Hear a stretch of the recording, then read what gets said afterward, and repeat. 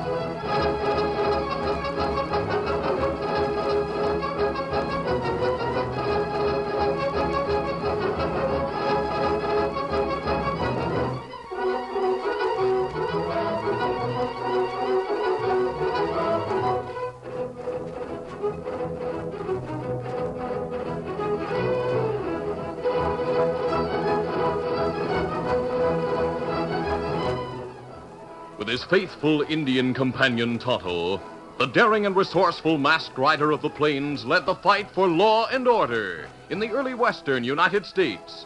Nowhere in the pages of history can one find a greater champion of justice. Return with us now to those thrilling days of yesteryear. From out of the past come the thundering hoofbeats of the great horse Silver. The Lone Ranger rides again. Come on, Silver. Let's go, big fellow.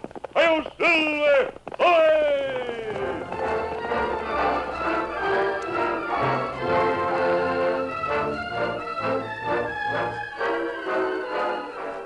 The fort was less than a mile outside of town, and Todd Cantrell decided to leave his horse at the livery stable. He ate supper at the hotel, and the talk that filled the dining room was all about the Apaches. With Little Dog as their leader, the young braves had left the reservation and were raiding isolated ranches and towns. It was rumored that the regiment would soon be on the march. Nothing to do but join up. Todd walked out to the fort, and as soon as he had sketched his war record, the adjutant accepted his enlistment. He was issued a uniform and assigned to Troop C, commanded by Captain Walsh. The first sergeant showed him the barracks where he would sleep, and it was there that Todd saw his first familiar face. A husky young trooper with flaming red hair dropped the boot he was polishing and ran to shake his hand. Hey, by thunder, it's Todd. Todd Cantrell. How are you, boy? Hello, Reed. What are you doing here? What does it look like? Back in the Army. Yeah, but why? I thought you were heading straight for your old Kentucky home and that you were never going to leave the place again. My home had been burnt to the ground. Oh, during the war? No. It happened after the war was over. A band of outlaws. What about your family? It was only my sister. They killed her. Oh, I'm sorry, Todd. Most of the crooks were caught. It was only their leader who got away. I decided to find him. I've been looking for over a year. Yeah? I've never seen the man, but I know his name, and I have a pretty good idea what he looks like. Black hair, black eyes, scar on his cheek. Ever hear of anybody called Ace Hudlin? No, I haven't. Do you expect to find him in the 10th? I was told he'd enlisted in Kansas City. Well, there's over 1,000 men here, Todd. I don't know them all. He may not be using his right name. He's big, weighs close to 200. Scar on his cheek. There are a lot of us who have scars. Me, for instance. Hawks, who sleeps in that next cot. Captain Walsh has a scar, too. I'll find Hudlin. Todd, when was it he enlisted? 3 months ago. Uh-huh. Any ideas? No. Yes, you have. What are you thinking? Well, in a general way, Hawks answers the description. And it was about 3 months ago that he What are you going to do? Take a look through this duffel. Todd, there'll be sounding lights out soon. The men will be coming back. If they see you going through another man's gear, if Hawk should see you and he isn't the man you're looking for, then you'd have an awful lot of explaining to do. It won't take me long to check through his bag. For what? For letters, jewelry. He might still have some that he stole. Jewelry? What kind? Different things. I remember a ring my father used to wear. A coiled serpent with emeralds for the eyes. A diamond brooch that belonged to my mother. Pearl. Todd, you may not find anything in there. No, you're right. There's nothing. But the ring. He wears the ring. You mean it? A snake. Green stones. Thanks. What are you going to do? Just wait for him? And when he comes in? I'm not sure. Use your head, boy. Kill him and they'll hang you. Go to the colonel. Have him sent back to Kentucky to stand trial for murder. I can't prove that he's Ace Hudlin, Red. The ring. Can't prove it's mine. Well, you don't have to take the law in your own hands.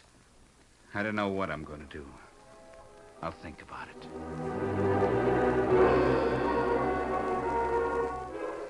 The other men returned to the barracks, but the man who called himself Hawks wasn't among them. The troopers retired for the night.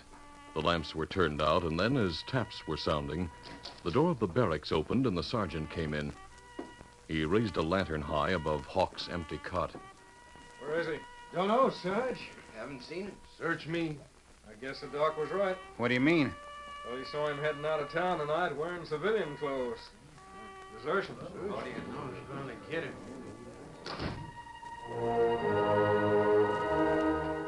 The men discussed the news for a few minutes, but Todd said nothing. He waited until the barracks was silent and all the troops seemed to be sleeping. Then he threw aside his blankets and began to dress in the clothes he had worn when he came to the fort. He was pulling on his boots when Red loomed beside him. Where do you think you're going? After him. You loco. He's deserted. They'll bring him back. Maybe. When they do, he'll be court-martialed. He may be shot. Maybe. If you desert, the same thing will happen to you. I've been after him for over a year. I can't let him get away now. How do you expect to get out of the stockade? I'll go over the wall. And then what? I have a horse in town. The sergeant said he was heading west. There's a lot of country to the west. Yeah, that's why I don't want to waste any time. I'll be seeing you, Red.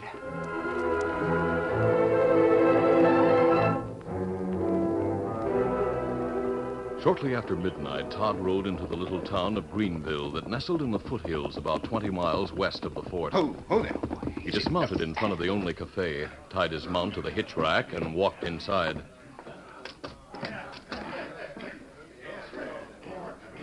He searched the line of men at the bar, and then started for one of them at the far end, a man who wore blue trousers with his buckskin shirt. It was the ring on his finger that had caught Todd's eye. You call yourself Hawks, don't you? What's that? It used to be Hudlin, didn't it? I don't know what you're talking about, mister. My name is Cantrell. That should be all the explanation you need. Where you from? From Kentucky? Oh, that's all right, then. I was afraid for a minute you were from the fort. I am. You're not in uniform. No. When I heard that you deserted, I came after you. I don't get it. I never saw you before in my life. I didn't enlist until this afternoon. I joined up because they told me you were in the 10th. Because I was. What have I got to do with you? You killed my sister. Why, you're loco. Back in Kentucky. I've never been in Kentucky. And where'd you get that ring? Oh, so that's it. Hudlin's the man you're after. You're Hudlin. I am not. My name is Hawks. I won this ring from Hudlin in a poker game. That was in Kansas City. Black hair, black eyes, a scar on your cheek. You call this a scar? Hudlin's goes from his temple down to his jaw. And if you're looking for him, you're all wrong about his enlisting in the 10th. Kansas City, he was heading for Texas. Thought he might cross the border into Mexico. That isn't what they told me at Farrah Jim's. I don't know what kind of story you gave them. And if what you say is true, if he's wanted for murder, he'd have a good reason to put people off his track. Now, here, about this ring. It belonged to my father. Well, then you take it, mister. I don't want any stolen goods. Here. I'm in enough trouble as it is. Of course, since you've deserted yourself, you can't very well turn me in. But let's not have any fight where you might end up in jail. Then they'd be sure to pick us both up. You're a smooth talker, Hawks.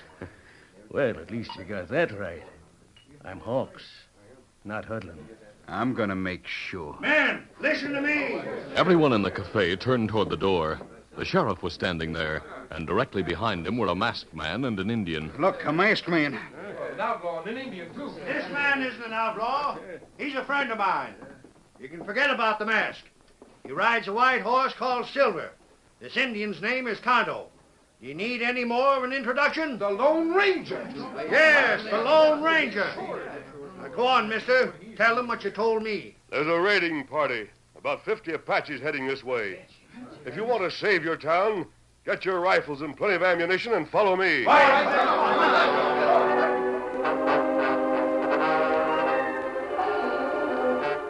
The Lone Ranger directed the defense of the town. He posted most of the men at the western end, closest to the hills, the most logical place for the attack. If the Indians chose to circle the town, there would be time to change their positions. Todd, who had borrowed a rifle and ammunition, took his place close to the masked man. As he did so, a single horseman on a buckskin bronc raced up the dry creek bed away from the town and into the hills. Who was that? I know. He calls himself Hawks. He's a deserter from the 10th. A deserter? As a matter of fact, so am I. But the only reason I deserted was to follow him. What is he, a renegade? He's worse than that. Well, there's no one worse than a man who turns against his own people. Well, I'm sure now that his name is Ace Hudlin, wanted for murder in Kentuck. Maybe him go warn Apache. Town ready to fight. Could be Tonto. There are only 50 Indian. They were depending on surprise. Nothing happens within the next few minutes, we'll know they've been warned.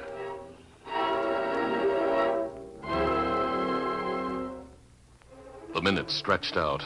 5, then 10. The Lone Ranger and the sheriff held a conference. They could be just holding off, waiting until later, hoping we'll all go to bed. Tonto and I'll find out, Sheriff. How? Right into the hills. Plenty dangerous. There's a moon. Tonto can read the signs. It's easy to tell if them turn round right back to camp. Look. What? Indians at the top of that rise. What? They're out of range. They're not coming any closer. There's Hudlin with him. That proves he's a renegade. Them right way now. I don't think you'll be attacked tonight, Sheriff. But you better keep some guards posted. Depend on it. Let's go, Tonto. Where? After them. There's a good chance they'll lead us to Little Dog's Well, encampment. you're sure asking for trouble. Only trying to prevent it, Sheriff. Mr. May, I'll ride with you. Oh, what for? I have a personal stake in this. Hudlin is wanted for the murder of my sister. And if you do find the encampment, I can take the word back to the fort. We can use your help. The colonel doesn't know me. Oh, what's your name? Todd Cantrell. All right, get mounted, Todd. We'll start right away.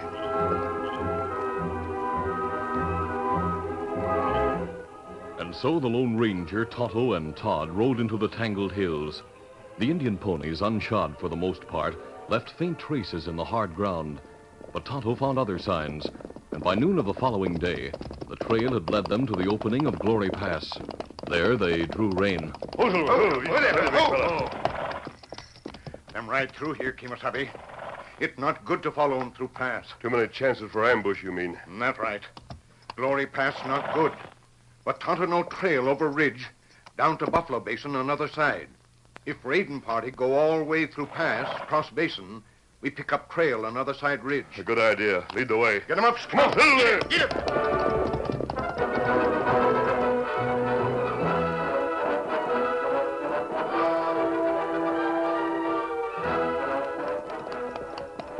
Half an hour later, they reached the top of the ridge that surrounded the basin.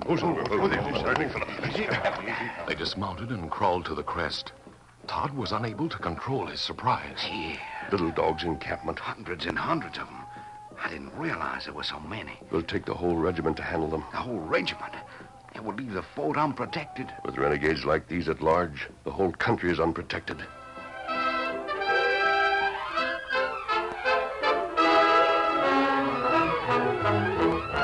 The curtain falls on the first act of our Lone Ranger adventure.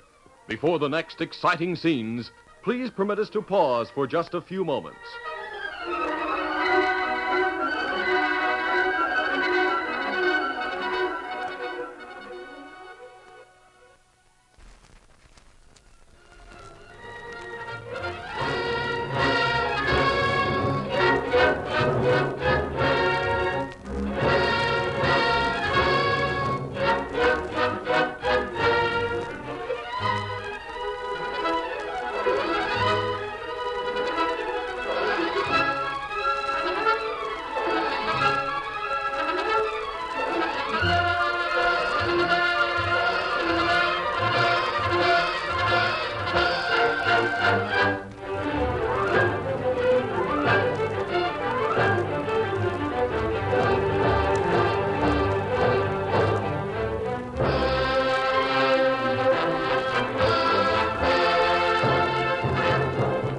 Now to continue. As the Lone Ranger, Tonto, and Todd Cantrell watched the Indian encampment from the top of the ridge, they made an accurate account of the renegades. When they had finished, Nearly 1,000. I'd better get started for the fort. Do you think you'll have any trouble? Getting there, no. After you get there, you said you were a deserter. I figure the colonel will call it absent without leave when I give him this information. There's only one thing. What's that? I haven't seen Hudlin down there. Neither have I. But I can forget my personal problems for a while. When it comes to war, one has to. Yeah, I'll be a good soldier, mister. What about you and Tonto? Will you stay here? Yes. It'll be dark before you reach the fort. It'll be another 6 hours before the troops can reach here, even if they started right away. There's no telling what Little Dog will do in the next 12 hours. We'll keep an eye on him. The Army couldn't have better scouts. Adios. Adios and good luck.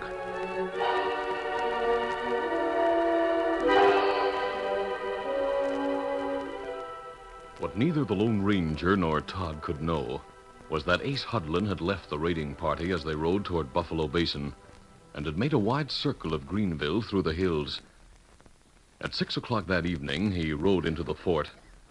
He was placed under arrest immediately and taken to headquarters, where he was confronted by both the colonel and his troop commander, Captain Walsh. Hawks, you knew the regiment had been alerted. You deserted in the face of the enemy. I was only doing my duty, sir. You were seen riding out of town wearing civilian clothes. Same clothes I'm wearing now, sir. Army boots and breeches. A leather shirt and a cowboy's hat. Oh, I borrowed them. Why? Well, so the man I was following wouldn't know I was a soldier. What's this? The man you were following. What man? A breed I recognized. A breed I knew was a friend of Little Dog's. I followed him, sir, and he led me straight to the Apache's camp. The Apache's camp? Where? Beyond the foothills, sir, on the far side of Glory Pass. A place called Buffalo Basin. Got back here as fast as I could. I don't call it desertion, sir. I was only doing my duty. You were acting without orders. That makes you liable to court-martial. But in view of the information you've brought, we can forget the letter of the law. Now then, how many men does Little Dog have? Only 200, sir. Only 200? Now tell me this.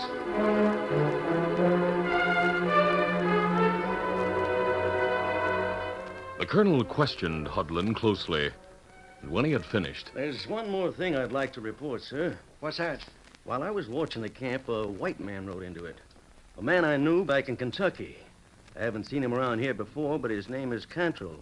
And maybe he's another Cantrell? spy who... The ex-soldier who enlisted yesterday afternoon, Captain. Yes, sir, and who took French leave last night. Well, he couldn't have obtained much information during the time he was in the stockade.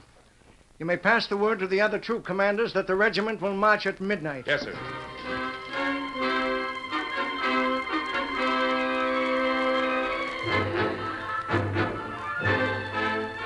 as a result of the colonel's order, the fort was filled with activity when Todd Cantrell rode into the stockade.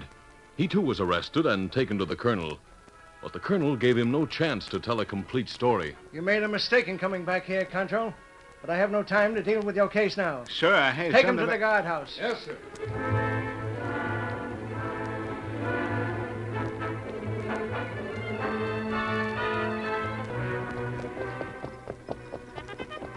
It was at 11 o'clock that night that the Lone Ranger and Tonto drew rein in the shadow of the stockade. Oh, Silver, whoa, Scout, steady. It sounds as if the regiment's getting ready to move. Soldiers see your mask. Them not let you through gate. Well, there are other ways of getting inside. I'm going over the wall. Standing in his saddle, the Lone Ranger jumped for the top of the stockade. He pulled himself up and then dropped to the ground on the other side. He crouched low in the shadows to get his bearings. His destination was the colonel's quarters, but the building closest to him was the guardhouse. A lantern shone through one of the barred windows, and he saw Todd Cantrell. The Lone Ranger pulled his hat low over his eyes and sprinted across the open space between the stockade and the guardhouse. Masked man, What are you doing in there? I'm under arrest. The colonel didn't believe your report. Hudlin got back here before I did. He told the colonel he saw me in Little Dog's camp. I see. But he told the truth about where the camp is. I can't understand it. He told the truth about where the camp was. In Buffalo Basin. It's no longer there, Todd. What? Just about dusk, all of the Apaches began moving out of the basin and into the pass. The regiment tries to go through there, they'll be massacred. But that's what they intend to do. A forced march through the pass to catch the Apaches in the basin at dawn. You're sure? A friend of mine, Red Colby, told me. He got it from Captain Walsh. It'll be suicide. And the colonel must be warned. Who's going to do that? He won't listen to me. I'll have to make him listen. Where are his living quarters? At the far end of the parade ground, next to the orderly room. All right, I'll see you later.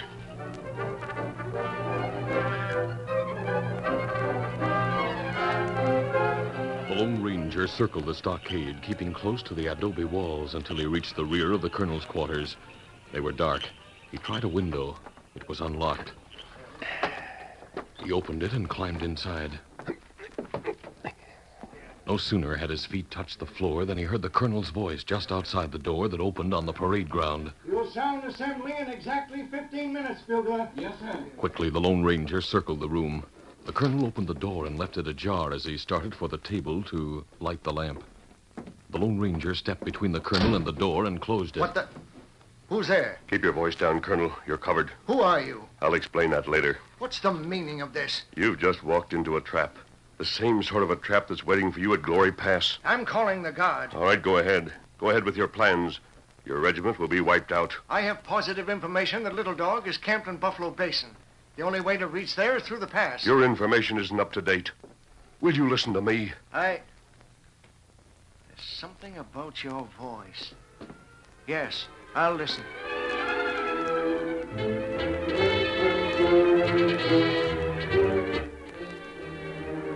5 minutes later, all the troop commanders were summoned to the colonel's quarters. There's been a change in marching orders, men. Only Troop C under Captain Walsh will ride straight for Glory Pass. All other troops will remain under my command, and our route will be across the ridge.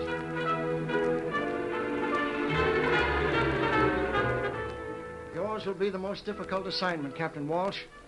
But you'll have the assistance of a scout who'll meet you on the trail. A civilian scout, sir? The best there is in the West. You may have heard of him. The Lone Ranger. Oh, yes, of course. I followed his suggestions in changing our plan of attack. I should give you every confidence in its ultimate success. Certainly does, sir. There's only one thing more. Captain Walsh? Yes, sir. Return Private Cantwell to duty. Arrest Private Hawks. Put him in irons and lock him in the guardhouse. Yes, sir.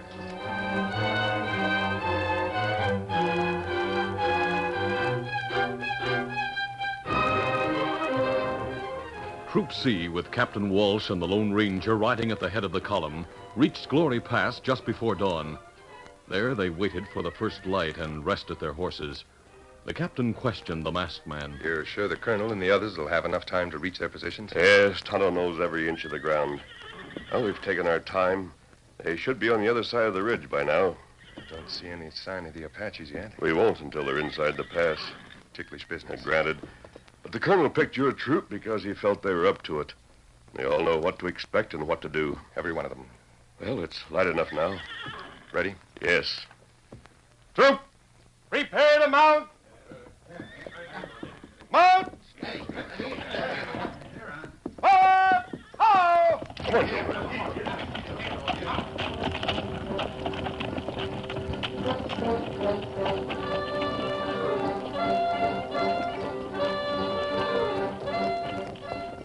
The troop rode into Glory Pass, each man on the alert, studying the wooded slopes on either side. There was no sign of life, but they knew the ominous stillness was only a prelude to battle, a battle of and for their lives. As the minutes passed, their eyes turned more and more often to the man who rode the great white horse at the head of the column. There was no question in them. With such a leader, they were ready to face any danger. The opening of the pass was half a mile behind them when the first war whoop pierced the morning air. Instantly, the slopes were alive, and hundreds of Indians were pouring down through the trees toward the trail. The troop acted as a man without any command. In a second, they had wheeled their mounts and were racing back to the entrance, shooting as they rode. Their speed was desperate, for it was only speed that could keep them out of range of the pursuing Apaches' guns.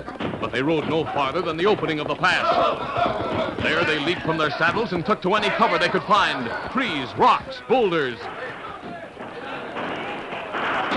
One part of their task was completed. They had brought the Indians into the open.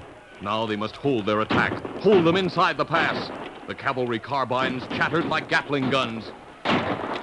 Still, the odds were so great against them that it would be impossible to hold the position for long. Todd Cantrell, wounded, slumped to the ground, his head and shoulders exposed to enemy fire. The Lone Ranger left his own cover and, braving the hail of lead, pulled him back to safety. Todd. Yes, caught your scalp. Lie still. Shouldn't I? Isn't it time for the others? It's time, all right. Can anything have gone wrong? We've done our part. They'll do theirs. But if they don't... You don't have to worry anymore. Here they come. The colonel and the rest of the regiment had crossed the ridge and entered the pass from Buffalo Basin. Now they were sweeping through the pass toward the Lone Ranger and the gallant band at the eastern entrance. The Apaches were caught between two fires. At this point, the walls of the pass were too steep for their horses. Once more, they charged at the Lone Ranger and his men. Once more, they were driven back. The troopers under the colonel's command closed in from the rear, and Little Dog, caught in his own trap, cried for mercy. His renegade followers threw down their arms. The Battle of Glory Pass was part of history.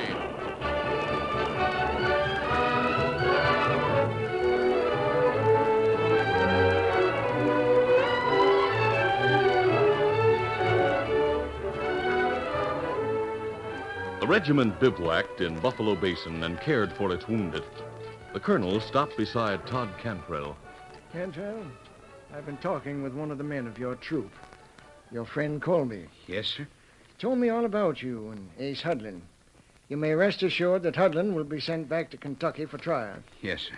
Now, as for you, I understand that you enlisted only because you were looking for Hudlin. That was true, sir. But I've changed my mind about a lot of things during the past 2 days. You have? Yes, sir. And I promised the masked man I'd be a good soldier. Good. You'll get a chance to keep your promise. Thank you, sir. When you think of him, of what he's done for his country, well... I understand. Yes. A man doesn't like to break a promise he's made to the Lone Ranger.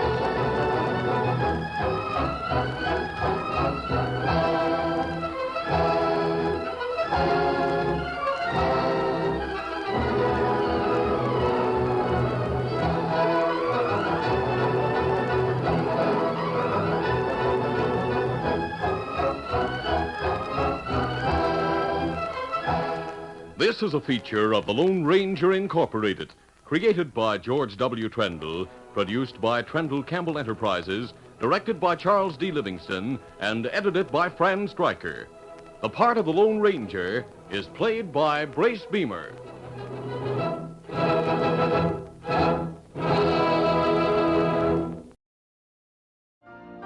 You've been listening to the OTR Gold Network. Find more classic radio at otrgold.com.